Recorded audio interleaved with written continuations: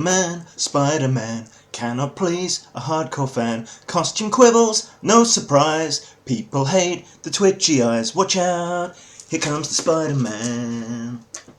Sadly, even today, model makers and special effects guys go largely uncelebrated when it comes to films, and this last week we lost Tony Dyson, who was the guy who built the original R2-D2. We also lost Nancy Reagan, which means this last week we've lost two of the greatest puppeteers of the 80s.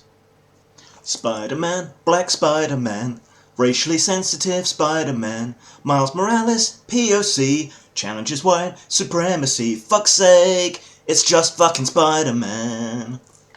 Idris Elba was confirmed to be playing the Gunslinger in the movie versions of The Dark Tower by Stephen King, which is both good and concerning, because you can't raise those concerns. Now, Idris Elba is a fantastic actor and would be great in just about any role,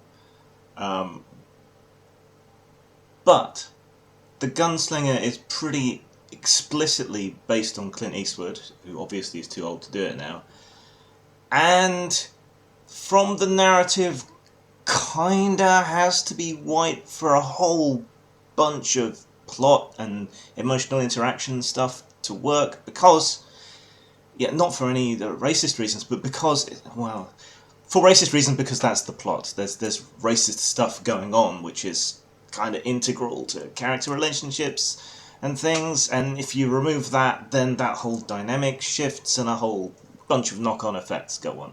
So it's gonna be difficult to see how they can change that and make it work. But Stephen King is on board, which is a good sign, and Idris Elba is a good actor, which is a good sign. But that, to me, that kind of suggests they're gonna drop that whole racial subtext that goes on, that it feeds into, and that is actually a really kind of important and emotionally integral part of the story. So it's concerning, but not in the way that people are gonna come at you if you raise any objection. You know, it's not that nobody wants Idris Elba to get a part, or necessarily think that black actor can't do these parts, but it's just that the racial relationship and the tensions and the kind of playing off that kind of historical situation is really integral to what's going on. But Stephen King's on board. If anyone can make it work, it's the guy who wrote it originally. So extremities and genitals crossed that it'll be okay. Spider-Man, Spider-Man, tortuous IP, Spider-Man, arachnid fella in some tights, Sony and Marvel fight for rights, watch out, it's a lawsuit, Spider-Man. Anita Sarkeesian's at it again. I think we should just ignore her.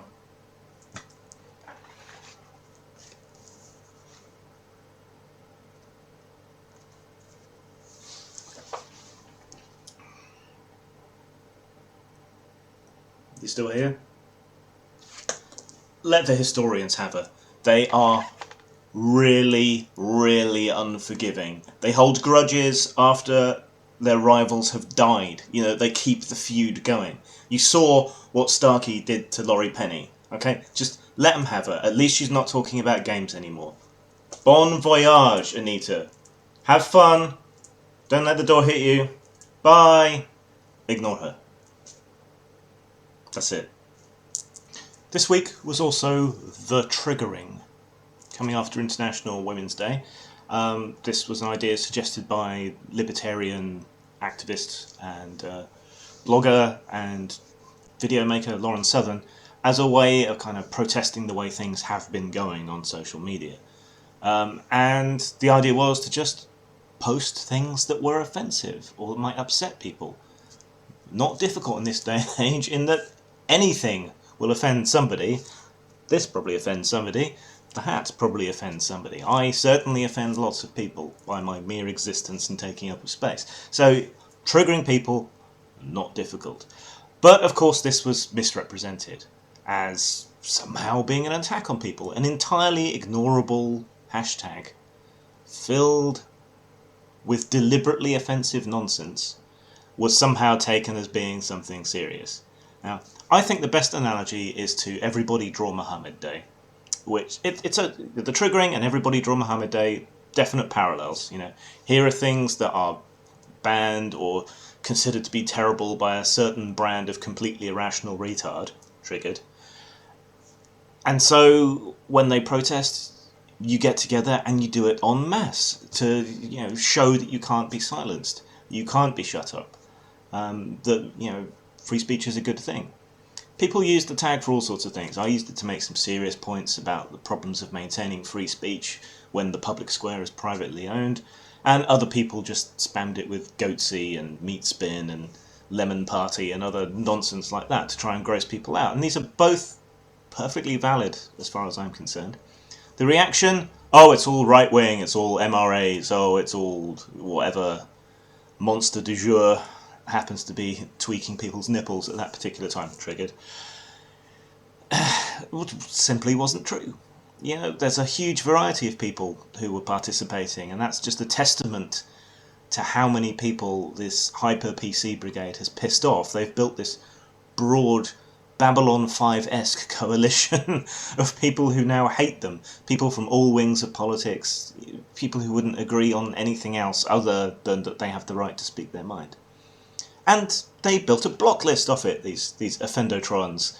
They built a block list off it, and they muted the tag and everything, which simultaneously demonstrated the need for the tag and the actions involved in the first place, and that we don't need top-down censorship because people are perfectly capable of ignoring a hashtag, muting it, blocking the people involved, and thereby controlling their own media intake without someone doing it for them. So, ultimate triggering, you're all fucking retards. You proved the point. And participating proved the point too. Triggered. J.K. Rowling's in trouble again as well. Recently she's been putting stuff up on the Potterverse site, whatever it's called. I'm not a huge Harry Potter fan myself. About schools of magic and so on elsewhere, and two things in particular seem to have annoyed people. With reference to the North American magic, there's some references to Native American mythology and so on, and she has interpreted skinwalkers within her universe and her context, and that's annoyed a bunch of people.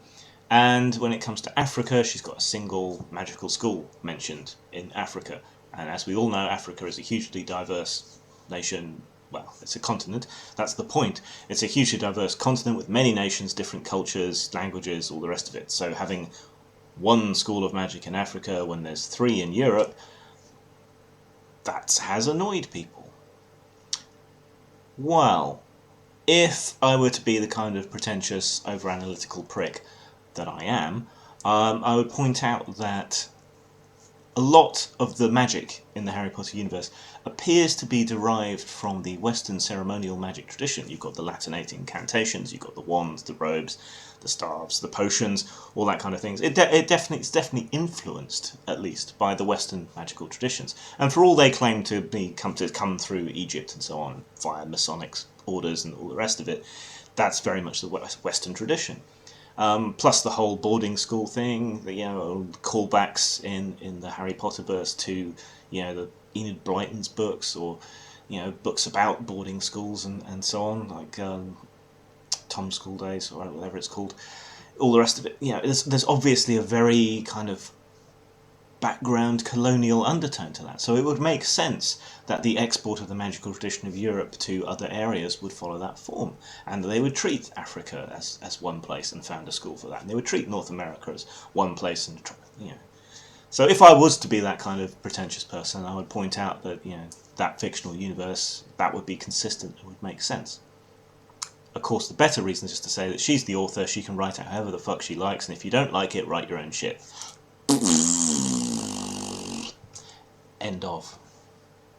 Of course, in further proof that you can never please these people, with reference to North America, they don't refer to non-magical people as muggles. They refer to them as no-mages, which seems to me to be a kind of acknowledgement of the febrile PC atmosphere in the US, and ironically, people have taken umbrage at that change. Can't win, don't try. And finally, we have the final Civil War trailer, which is kind of interesting. It's smaller scale than the comics, obviously, but they seem to have thrown every hero in there. And looking at the trailer, I think that's too many. I think that's a bit... well, you remember the first run of Spider-Man? Suddenly there were too many villains in the later films. So that would be my concern here, that it will be a disjointed mess with no focus. Looking at it, yeah, it looks like a nice special effects extravaganza, but I just... not that interested in that one, I'm afraid. I think I'll be waiting for that to come out on Sky Movies or on DVD before I see it. I don't think that's one for the cinema for me, but if it is for you, more power to you. And, although I've completely spoiled it already, at the very end we see Spider-Man returning to the Marvel fold and appearing in their films, which is interesting and good. I guess they do a better job with the films, so fingers crossed. Maybe they can get X-Men back at some point. Wouldn't that be good? Might be. So yeah, that's interesting. I just hope they don't go too far with Thor. Brother, or should I say sister, I am going to destroy the Earth. Dare you gainsay me? Loki, verily, I say thee fine. And that was the geek that was. Later.